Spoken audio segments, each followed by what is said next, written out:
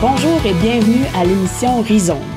La Corporation de développement communautaire de l'érable est fière de vous présenter cette série de 5 émissions portant sur la transformation sociale. D'entrée de jeu, nous aimerions remercier la Ville de Plessisville pour son soutien financier, sans qui cette série d'émissions ne serait pas possible. L'émission Rhizome, c'est de mettre en lumière et en valeur l'expertise collective de la transformation sociale. Donc, un processus de changement systémique, intentionnel, qui traite les symptômes, mais aussi les causes profondes des inégalités. Tout ça dans un but, entre autres, d'améliorer les conditions de vie de l'ensemble des gens dans une perspective de justice sociale et d'inclusion. Aujourd'hui, à notre émission, nous portons sur le travail chez les jeunes, donc la transformation sociale qui s'opère actuellement. Et pour ce faire, nous allons discuter du sujet avec 2 invités. Madame Caroline Dion, directrice générale de la Table régionale de l'éducation Centre du Québec. Bienvenue. Bonjour. Et Monsieur Denis Daigle, le coordonnateur de la Maison des jeunes L'Express 12-18 de Plessisville. Bonjour. Bienvenue. Merci. Donc, gros sujet, le travail chez les jeunes. Qu'est-ce qui a changé tant que ça dans la situation avec les jeunes puis le travail? Grosse question, puis je pense qu'on est assez observateur pour être capable de voir les symptômes de la réponse de cette grosse question-là. Ce qui a changé, c'est un gros contexte qui s'est pointé un peu avant la pandémie, qu'on s'est mis à sentir, qui était le contexte de pénurie de main-d'œuvre. Hein. Il y a différents facteurs actuellement là, qui font en sorte de créer comme une espèce de tempête autour de ce jeune-là, qui, avant la pandémie, il y avait un peu de pénurie de main-d'œuvre, on commençait à le sentir, mais avec la pandémie, ça s'est accentué, mais en même temps, la pandémie, le jeune s'est mis à vivre toutes sortes d'enjeux et de difficultés par rapport au milieu scolaire, à ses études. Là. Le fait de fermer les écoles, de changer de contexte, enseignement à distance, tout ça a créé et parfois des difficultés d'apprentissage, des retards, peut-être pas chez tout le monde, mais chez plusieurs, mais aussi des désengagements puis un manque de motivation. Quand on met ces 2 facteurs-là ensemble, puis qu'on se retrouve dans un milieu où il y a énormément d'emplois disponibles, dont certains et plusieurs demandent peu de qualifications, c'est une tempête parfaite pour amener le jeune à sortir de l'école plus rapidement. Qu'est-ce qu'on observe dans les maisons de jeunes? Je partage tout à fait cet avis-là. On a vécu, nous autres aussi. Ça a fait qu'il y a eu un départ de jeunes. Hein. Il y a eu un départ, il y a eu des jeunes qui ont quitté parce qu'ils fréquentent moins la maison des jeunes parce qu'il y a de l'emploi. Hein, Donc là, nous, on a dû quand même se réajuster puis devoir développer, intéresser des jeunes. On a baissé notre clientèle aussi. On a passé de 11 ans. On était 12 ans, on a passé à 11 ans. Fait que c'est vraiment des enjeux quand même qui sont importants. Le marché du travail les employeurs ont besoin de main-d'œuvre, vont chercher les jeunes parfois qui sont relativement très jeunes, là, on parle du 12-13 ans. Là, là c'est sûr que là, parfois, il y a des emplois que, des fois, ça leur demande beaucoup de responsabilités qui ne sont pas nécessairement prêts à assurer. Donc, il y a un risque qui est là. Il y a des enjeux majeurs qui sont là. Puis au niveau des maisons de jeunes, les autres organismes de jeunesse, il y a eu des impacts, c'est sûr et certain. On sort d'une pandémie, ça a eu des impacts sur toute la population, mais sur les jeunes, ça a été quand même assez catastrophique. 2 ans, des fois de confinement. Je regarde au niveau de l'enquête sur la santé mentale chez les jeunes, là, l'Université de Sherbrooke, 50% des jeunes qui souffrent d'anxiété de modérée à élevée. Ça a créé des problématiques quand même chez les jeunes. Puis ça aussi, l'emploi aussi, ça peut augmenter aussi l'anxiété parce qu'il y a l'école, il y a plusieurs sphères chez un jeune. Là, la famille, l'école, l'emploi. Donc, il faut qu'il y ait un équilibre là-dedans. Là. Puis justement, des responsabilités peut-être pas prêts à assumer. Absolument, aussi, c'est ça. Puis parfois, c'est ça. Puis là, on regarde aussi, au niveau des accidents de travail, il y a une augmentation des accidents de travail chez les jeunes parce que des fois, les employeurs, des fois, leur donnent des responsabilités qui sont au-delà de leur capacité physique aussi et intellectuelle. Là. Donc, il y a un questionnement à faire Je pense que ça se fait en ce moment, mais il y a un questionnement à faire par rapport à qu'est-ce qu'on veut là, au niveau des jeunes. C'était dans la prémisse un peu de l'état de situation, mais c'est sûr que ça joue sur la réussite éducative, cet élément-là. Oui. D'abord, il faut comprendre que le travail n'est pas que négatif pour un jeune. Évidemment. Il est négatif quand il ne respecte pas certaines conditions. Puis d'abord, l'âge, c'est un enjeu majeur parce que les jeunes de 12, 13, même 14 ans, on doit leur donner des responsabilités à la hauteur de ce qu'ils sont capables d'assumer. Mais à 12, 13, 14 ans, on n'a même pas fini de se développer. On n'a pas fini de notre développement psychosocial, on n'a pas fini d'apprendre à apprendre. On est encore en plein développement de notre identité, on est en train de maturer. Et le risque, c'est de donner à des jeunes des responsabilités qui vont au-delà de ce qu'ils sont capables d'assumer. Ces responsabilités-là, si elles sont trop grandes, peuvent permettre aux jeunes de vivre des expériences négatives. Donc, le travail peut être positif en autant qu'il est d'abord dans un niveau acceptable de ce qu'un jeune de cet âge-là est capable d'assumer. Adapté à l'étape de son développement. Oui, puis même très jeune, là, on ne le recommande pas. Il est mieux d'investir son temps dans son développement personnel, dans son développement physique, dans l'apprentissage d'activités, de sport, de son réseau social, d'amis. Ils apprennent à être un jeune avant de travailler. Après, ce sera le temps d'avoir un travail qui va être positif pour ce jeune-là, c'est-à-dire dans lequel il va pouvoir expérimenter des choses, mieux se connaître, découvrir des professions, des milieux de travail, d'avoir un peu du challenge aussi, là, du défi dans son quotidien, puis développer des relations avec un employeur aussi. Puis à ce moment-là, il y a des gains en argent. Et là, il peut apprendre tranquillement à gérer un budget. Il y a des organisations qui sont là aussi pour les encadrer puis les aider à gérer leurs finances. Mais il ne faut pas que le travail soit uniquement une opportunité de j'allais dire, boucher un trou, là, de répondre à un besoin. Je pense qu'il faut d'abord s'assurer que le jeune vit sa vie de jeune puis a l'opportunité après, plus vieux, d'aller tester ses compétences, d'aller voir qu'est-ce qu'il est capable de faire, de mieux se connaître aussi, à la hauteur de responsabilité qu'il est capable d'assumer pour pas que ça ait d'impact sur lui-même, là, sur son estime de lui-même. Parce que mettre un jeune dans une situation, par exemple, de régler un conflit ou une frustration d'un client insatisfait, quand on n'a pas l'âge, la maturité puis la force de caractère pour faire face à ça, ça peut être traumatisant. Ben, je rajouterais là-dessus, c'est que est-ce qu'on peut leur laisser, est-ce qu'on peut leur permettre d'être des ados, juste des ados, puis leur permettre de vivre des expériences enrichissantes, tu sais, ils ont été tantôt, ils ont été 2 ans confinés, là. Moi, à la maison de jeunes, ce que je constate présentement, ils ont tellement besoin de contact humain, là, présentement, là, c'est fou, là. Ça rentre, là, même on a plus de fréquentation qu'avant la COVID, tellement que ces jeunes-là ont besoin de contacts humains, de contacts sociaux, de relations humaines. Alors, est-ce qu'on peut, du premier cycle du secondaire 1, 2, 3, leur donner du temps puis leur permettre de faire du parascolaire, de développer des passions, des compétences, que ce soit dans le domaine culturel, artistique, musical. Ne serait-ce que pour mieux se connaître. Oui, absolument. Ben oui, c'est comme ça qu'on développe son plein potentiel. Ben oui. Ça. Tout à fait. Il faut que la société comprenne que ces ados-là, ils ont besoin de se développer. Oui, il y a le travail. Oui, c'est important le travail, mais il y a un âge peut-être pour travailler. Puis là, il y a aussi des heures. Tu sais, on parlait de 15 ans d'heures. Hein. Je pense que Caroline est d'accord avec ça. Là, non seulement je suis d'accord, je pense que c'est essentiel parce que le nombre d'heures joue beaucoup dans le travail des jeunes. Puis là, il y a une nouvelle loi là, qui va arriver là, sur le travail des jeunes là, qui va être adoptée sous peu, là, qui va être en vigueur à partir de septembre. Mais cette loi-là, elle vient fixer un nombre d'heures à 17 heures par semaine, puis un âge minimum pour travailler qui est 14 ans.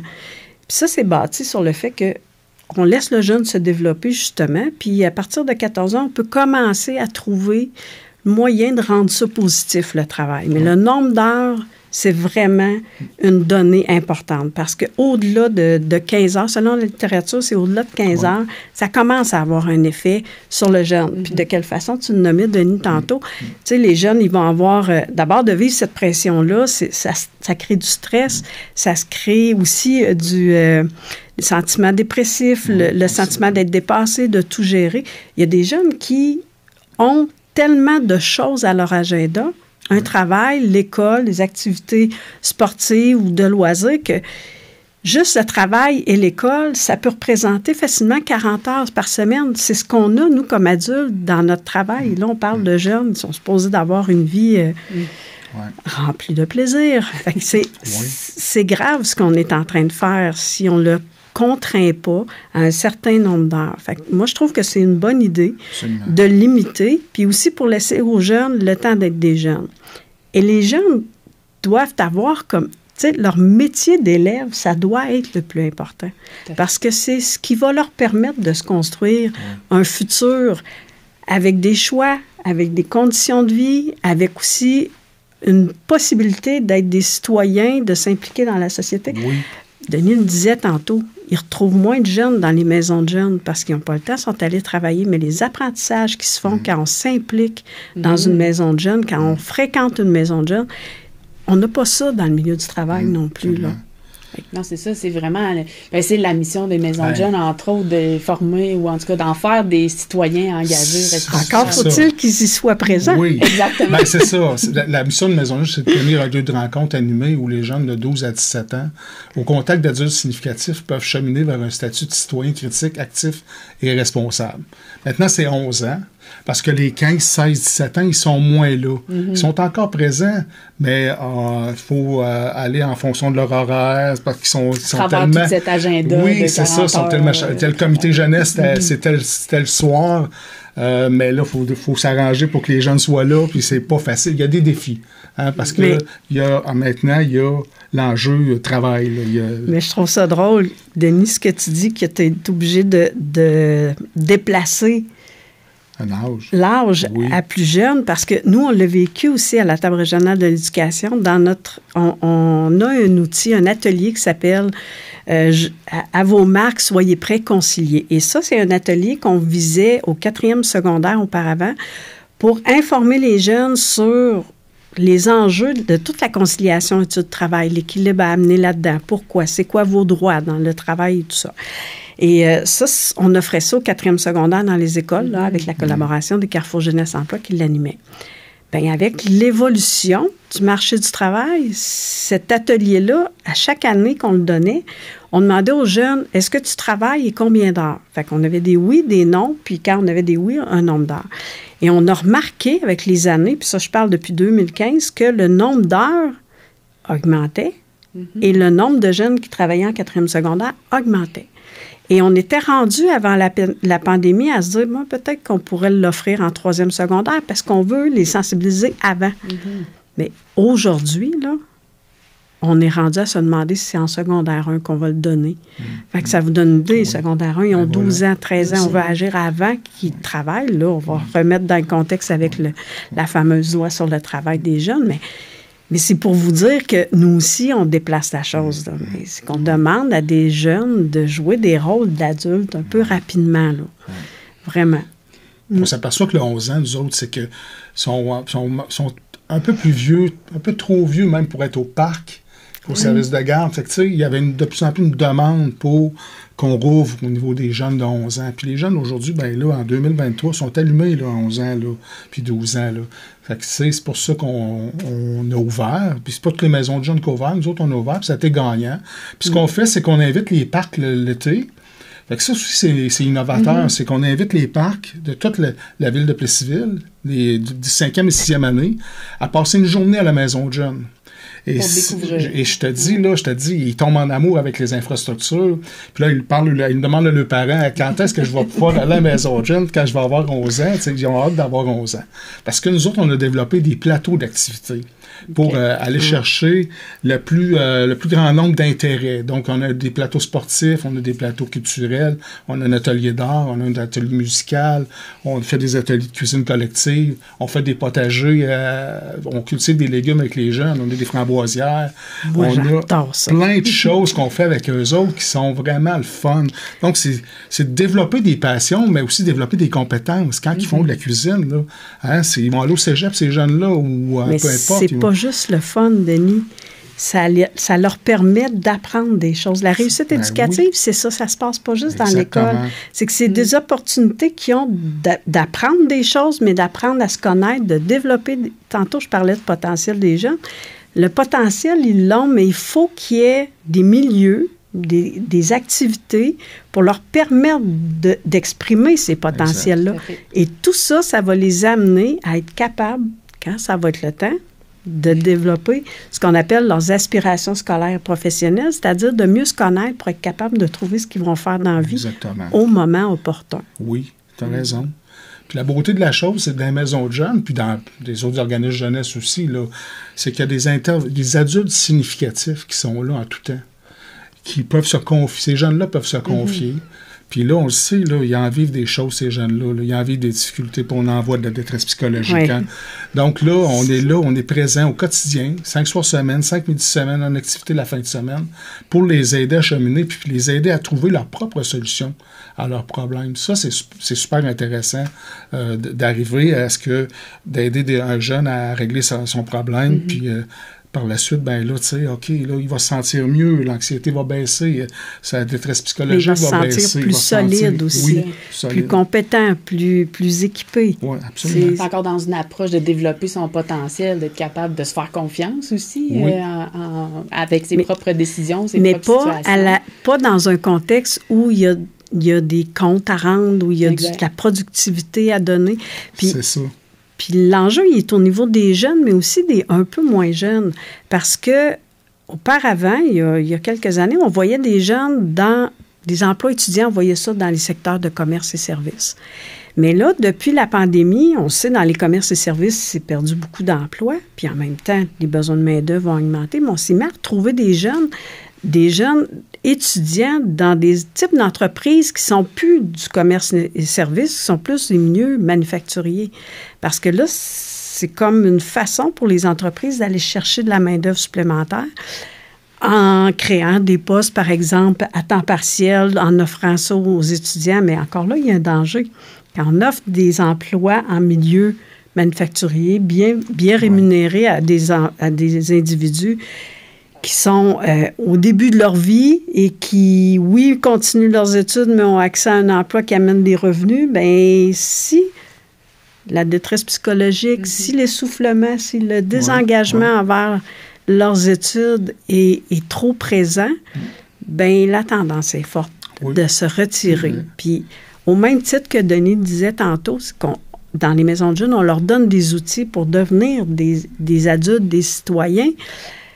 Bien, c'est la même chose. On ne leur donne pas l'occasion de le faire. On les sort du milieu scolaire. Ils n'ont pas tous les outils, puis ils vont occuper des emplois qui, pour l'instant, tant que ça dure, c'est intéressant. Mais à long terme, est-ce que ces emplois-là vont être aussi... Ils vont vouloir le faire toute leur vie. Ils vont pouvoir le pratiquer toute leur vie.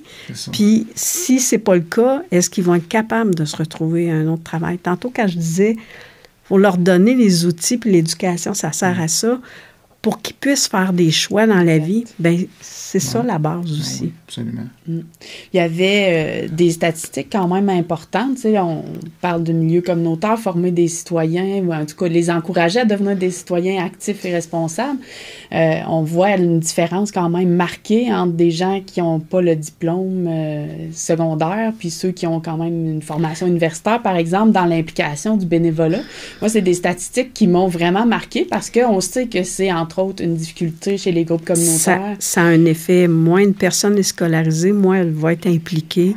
Mais au Centre du Québec, on a des problématiques par rapport à ça. On se retrouve dans une région où le taux d'adultes diplômés est moindre que d'autres régions comparables au Québec.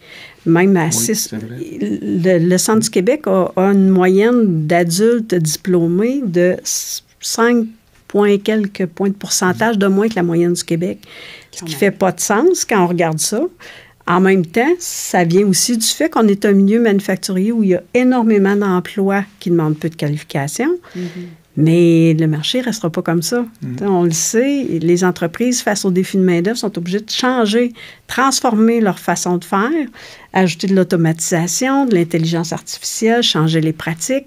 Mais le marché évolue, mais les professions évoluent aussi. Fait fort probablement qu'avec les années, on va retrouver moins d'emplois qui demandent peu de qualification. Fait que ces individus-là qui sortent rapidement de l'école, là, on est dans ces statistiques-là actuellement. Bien, ce sont des gens qu'on va devoir récupérer plus tard. Là. Puis c'est le vrai pour le nombre d'adultes diplômés. C'est vrai aussi pour le nombre d'adultes diplômés en enseignement supérieur. Le nombre d'adultes qui ont des diplômes du cégep, mettons, collégial et universitaire, on a des statistiques qui sont moindres, beaucoup moindres que d'autres régions comparables. Fait que ça aussi, ça vient du besoin.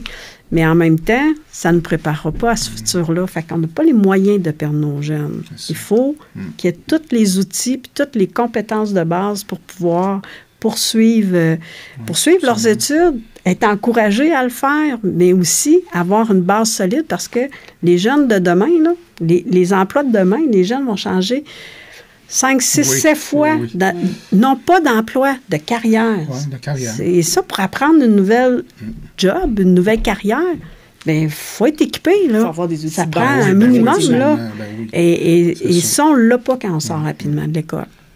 Je voulais juste simplement répondre à ta question sur l'importance de l'implication bénévole dans la communauté. Ça part, quand on dit, quand un jeune s'implique, il va continuer de s'impliquer quand il va être à l'âge adulte. Bien là, nous, on a développé, il y a un objectif des maisons de jeunes, c'est l'impliquer les jeunes dans la vie de leur communauté. Fait que là, finalement, ce qu'on fait avec eux autres, c'est qu'on s'investit dans plein d'activités en collaboration avec les municipalités et les organismes du milieu. Comme samedi, c'est la fête des familles. Il va y avoir une gang de jeunes qui vont y aller. Ils vont faire un atelier de vire-vent avec les petits-enfants. Quelle belle activité intergénérationnelle. C'est génial, ça. Fait qu'on fait toutes sortes de choses comme ça. La fête de la Saint-Jean-Baptiste, on investit. La fête de l'Halloween, ils font des gros décors pour la fête de l'Halloween organisée par la ville. C'est ça d'impliquer les jeunes dans la vie de leur communauté. C'est de les reconnaître comme des citoyens par entière, puis des bénévoles qui peuvent contribuer, apporter une contribution au développement de leur propre communauté. Moi, je trouve ça génial, cet objectif-là. Puis on atteint ça par justement les motiver aussi.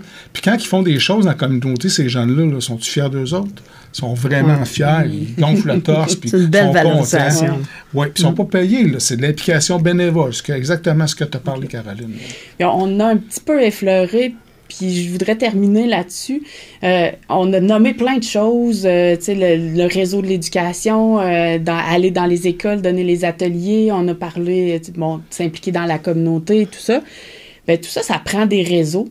Avec qui vous avez travaillé pour changer ces pratiques-là ou mettre les choses en place pour travailler dans ces objectifs-là? Et je sais qu'il y en a plein, mais comment ça s'est abordé ou déployé, ces réseaux? Bien, à la table régionale de l'éducation, c'est pas récent qu'on travaille avec un ensemble de partenaires en vue de développer les aspirations scolaires et professionnelles. Un jeune qui sait vers quoi il veut aller dans la vie va être plus enclin à poursuivre et à être engagé dans ses études qu'un jeune qui ne le sait pas. Pour ça, il faut avoir une idée puis être capable de découvrir ce qu'on veut ou du moins d'avoir une idée de ce qu'on ne veut pas. Ça aide à être plus proche de ce qu'on veut. Et à la table régionale d'éducation, on a développé une stratégie qui s'appelle la stratégie Grand Déclic. Grand Déclic qui fait référence à « Ah, j'ai trouvé ». Tu sais, je dis ça puis je suis convaincue que dans votre tête, vous avez une idée du moment ou de quelqu'un qui vous a amené à faire le choix de carrière que vous faites aujourd'hui ou qui vous a amené vers cette direction-là. C'est ça le grand déclic. Alors, la stratégie, c'est de créer des liens entre le milieu du travail, les employeurs, le milieu de l'éducation, qui est avec les jeunes, mais aussi les parents et les organismes d'employabilité parce qu'ils travaillent avec des adultes. Et le but de mettre ces gens-là ensemble, ça se fait sur une plateforme qui s'appelle granddéclic.ca, c'est vraiment de permettre au milieu de l'éducation de faire découvrir et de faire explorer aux jeunes des professions et des milieux de travail qu'ils n'auraient jamais pensé voir et essayer dans la vie, puis qu'ils ne connaissent pas. Tu sais, on pense juste à, par exemple, soudage-montage, où on s'imagine que dans une usine de soudage, il fait noir, qu'il y a de la fumée, bien, ça permet de défaire beaucoup de mythes. Et depuis qu'on fait cette démarche-là, ce qu'on remarque, c'est que les employeurs avec qui on a jasé, parce qu'on a aussi tenu des forums avec les employeurs à l'intérieur de cette démarche-là de stratégie Grand Déclic, bien, quand on fait des rencontres avec les employeurs, ce qu'on partage sur les risques de retirer les jeunes du marché, de leur parcours scolaire, puis de les utiliser dans leur entreprise, ben c'est juste une méthode qui est pas payante à long terme. Oui, qui va être gagnante pour le jeune parce que lui, il a l'impression d'avoir un salaire qui est intéressant, j'ai une job, je vais pouvoir répondre à mes envies. On n'est même pas souvent au niveau des besoins. Puis l'employeur, il y a quelqu'un. Mais à long terme, c'est pas une stratégie qui est payante. Donc, cette stratégie-là, elle permet vraiment que tout le monde prenne conscience que, comme société, comme employeur, comme parent, comme milieu de l'éducation, on a tout avantage à travailler pour que ces jeunes-là continuent leur parcours de formation le plus loin possible. Ben, moi, je suis vendu à la concertation. Donc, c'est sûr qu'il y a le regroupement des maisons de jeunes du Québec, là, où est-ce qu'on est en réseau, mais pensons à la Corporation de développement communautaire aussi, de l'Érable. Pensons à la table de concertation jeunesse de l'Érable, qui regroupe quand même 12 organisations du territoire.